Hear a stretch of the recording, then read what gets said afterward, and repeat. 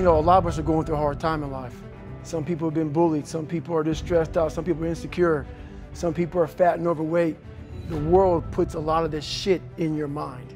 I had to develop a mindset that was indestructible. I had to armor plate my mind. Whenever I was getting beat down, physically, mentally, spiritually, whatever I was going through, just saying, you can't hurt me. Can't hurt me just became a message I would say to myself.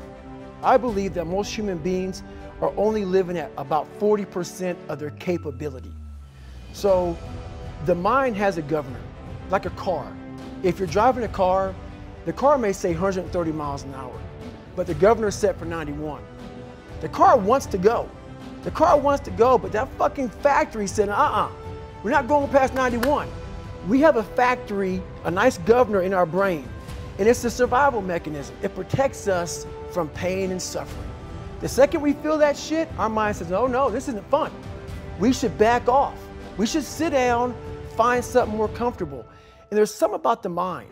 The mind has the tactical advantage over you. At all times of your life, the mind has a tactical advantage over you. Why is that? It knows what you're afraid of. It knows your insecurities. It knows your deep, dark lies. And it starts to push you away from that shit. It pushes you in a direction that is comfortable. The mind controls everything.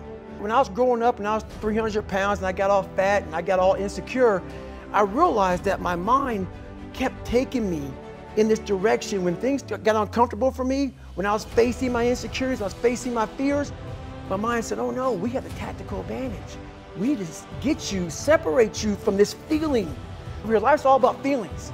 We want the happy feeling. We don't want that feeling of this sucks. Why am I here? I started realizing that if in that moment you can answer those fucked up questions and you are now in charge of your brain versus your brain ruling you, at 40% I'm feeling pain. That's where the 40% rule kicks in. Now it starts. Okay, I'm feeling pain. My mind's saying all this shit to me. It's saying, get out of here, run, flee. The fight or flight kicks in. Okay, we're done, we're not good enough. It starts telling you all these things. You start to believe it because the mind controls all. This is the time where you have to gain control back of your mind.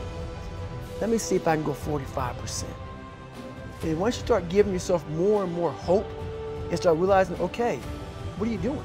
We're supposed to be going right and you're going left. You start then controlling your mind. Start finding more in yourself, and then it goes from 40% to a lot further than that. I worked myself so hard that I turned a person this fucked up into this motherfucker right here.